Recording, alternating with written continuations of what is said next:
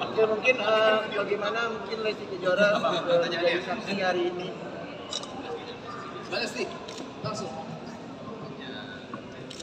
Lesti bisa jelasin soal menjadi saksi hari ini? Iya, alhamdulillah tadi. Mohon maaf sebelumnya karena tinggi saya SNI. Alhamdulillah, yang pasti bersyukur karena tadi berjalan dengan lancar dan saya juga sangat senang diberikan kesempatan untuk bisa menjadi saksi di sidang Mahkamah Konstitusi. Ya mudah-mudahan apa yang tadi saya sampaikan juga Om Semi sampaikan bisa menjadi pertimbangan yang baik untuk kedepannya. Lesti tadi sempat curhat masalahnya sama Yoni Dores di dalam, terus juga merasa digantung soal status hukumnya gitu. Tapi itu dampak yang didapat apa sih?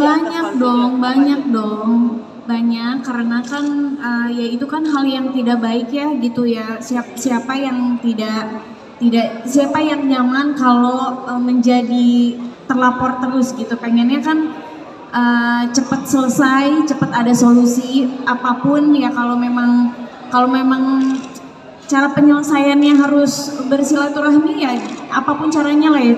Saya berharap ini cepat selesai gitu. Dampaknya juga banyak kehilangan pekerjaan juga masih Les atau seperti apa Les? Banyak kehilangan pekerjaan nggak sih dengan adanya?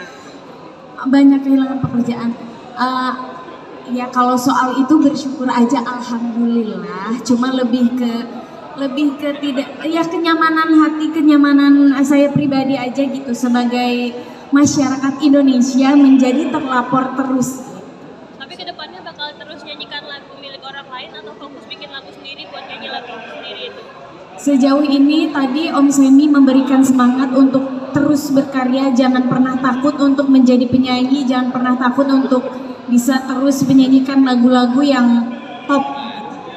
Dede udah ada komunikasi dengan Pak Yoni Dores atau belum?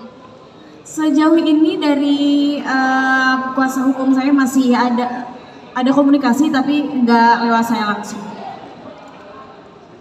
Ya? Oke, terima kasih. Ya. Ada yang mau ditanyakan? Ya Kang Semi, mungkin konfliknya masih berlanjut nggak sih? Kalau saya pribadi, saya tidak pernah mau menyimpan konflik itu kayak barang, Mas. Karena yang namanya kita menyimpan konflik, dendam pribadi, sakit hati itu sama aja kita menyimpan penyakit. Tapi di sini saya berdiri sebagai saksi, itu justru ingin menjelaskan kepada hakim, kepada semuanya bahwa pencipta dan penyanyi itu nggak boleh putus hubungan. Pencipta dan penyanyi itu sudah hukum alamnya itu tidak bisa dipisahkan. Seperti ikan dan air itu nggak sama sekali, nggak bisa dipisahkan. Jadi bukan hanya curhat secara pribadi, tapi semoga pihak-pihak yang berkonflik yuk buka hati, lebih dewasa. Konflik tuh tidak akan menyelesaikan segala sesuatunya, ujungnya tuh tidak akan baik. Tapi kalau kita dewasa, duduk bareng, berapapun nominalnya pasti ketemu. Setuju ya? Kalau kita duduk bareng, hatinya ya baik aja, tenang, itu nggak usah pidanain ini, pidanain itu, ribut ini. Duduk bareng aja, duduk bareng, ngopi, main catur kayak apa, kayak pasti terjadi kerjasama yang indah, dan itu yang saya pengen. Dan itu tidak boleh rusak ke depannya untuk pencipta-pencipta baru, untuk penyanyi-penyanyi baru, untuk penerus-penerus kita yang nantinya akan kebingungan di masa depan kalau konflik ini tidak selesai. Begitu sih. Tadi memutuskan untuk tidak lagi menerima lagu. Iya, saya tidak menerima lagu akhirnya. Tadi saya jelaskan ke hakim, saya banyak di DM orang pencipta-pencipta lagu yang mungkin belum punya nama, belum punya akses ke industri musik. Saya mohon maaf karena saya nggak kenal, karena itu orangnya saya belum kenal, ya saya terpaksa menolak karena saya takut. Kalau untuk pencipta yang saya kenal, contohnya Ariel, contohnya umumnya siapa, El Manino gitu, saya kenal gitu, umumnya dia nawarin lagu, mungkin saya lebih berani ya. Tapi kalau untuk orang yang nggak dikenal, untuk pencipta yang belum dikenal terus nawarin lagu ke saya untuk saya bawakan, jujur saja saya ada ketakutan. Makanya konflik ini harus segera berakhir, semuanya harus nyaman, semuanya harus selaras lagi, biar semua kesempatan penyanyi baru, pencipta baru itu tercipta lagi gitu loh. Ada pencipta baru yang lagunya bagus bisa dinyanyikan dan booming, ada juga penyanyi baru yang butuh lagu dan booming juga, semuanya simbiosis mutualisme gitu loh. Oke? Siap Kang, makasih Kang Demi. Harapannya coba Assalamualaikum warahmatullahi wabarakatuh.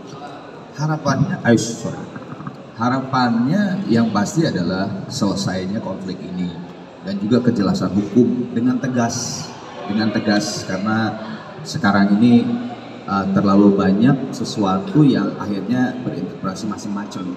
Jadi harapannya betul-betul dari sidang MK ini nanti terciptalah sebuah pasal-pasal hukum yang memang jelas semua, mau penyanyi, mau pencipta, mau IO atau penyelenggara, atau mau label atau apapun, semuanya jelas. Tidak ada lagi ketakutan, tidak ada lagi kekacauan, chaos ini. Karena terus terang Indonesia boleh sangat bangga sekali, industri musik Indonesia itu sangat-sangat bagus, berani bertaruh di Asia Tenggara, bahkan mungkin Asia, kalau sistem semuanya itu benar. Kalau sistemnya itu, Korea nggak ada apa-apanya, bener serius. Korea nggak ada apa-apanya, Jepang nggak ada apa-apanya. Tapi ya inilah yang terjadi di Indonesia.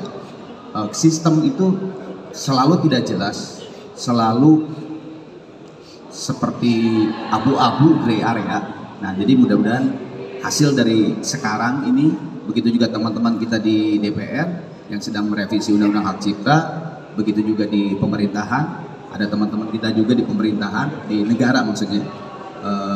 Akhirnya memang semuanya bersinkronisasi dan menjadi sebuah keputusan dan pasal-pasal atau apapun itu yang memang jelas, dan kita akhirnya musik itu adalah harmoni.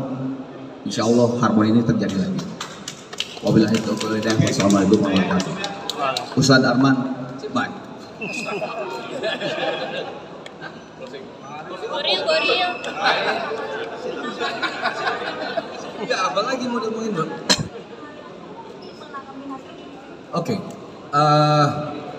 Menanggapi yang saya telat ini. Ya, saya telat datang. Tapi memang saya kan hari ini cuman istilahnya mendukung teman-teman yang menjadi saksi. Seperti Kang Arman bilang, mudah-mudahan langkah kita ke Mahkamah Konstitusi ini membuahkan hasil. Tidak cuma mengejar dua, sebetulnya targetnya adalah mendapatkan kepastian hukum, siapa yang mesti bayar performing rights, dan bagaimana mekanisme yang seharusnya dalam izin menyanyikan sebuah lagu, dalam konteksnya juga performing rights. Cuma dua itu. Mudah-mudahan melalui langkah ini ada kepastian bukan cuma buat kita penyanyi yang udah terkenal gitu, karena ini menyangkut semua penyanyi, termasuk anak-anak muda yang baru belajar nyanyi, mau pentas di pensi, semuanya kena. Makanya kita perjuangkan itu, kira-kira begitu. Terima kasih. Ya. Iya betul.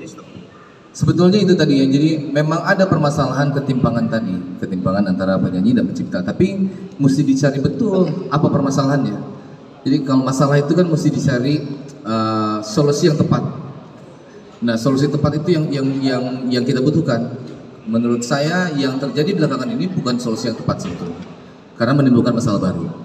Jadi apabila nanti masalah ini sudah selesai, yang ketentuan siapa yang harus bayar dan bagaimana mekanisme izin yang paling betulnya, langkah berikutnya adalah itu tadi, bagaimana meningkatkan kesejahteraan pencipta lagu dan terutama bagaimana menegakkan tentang masalah hak cipta itu di sini di Indonesia. Itu kira-kira. Terima kasih. Thank you. Terima kasih ya.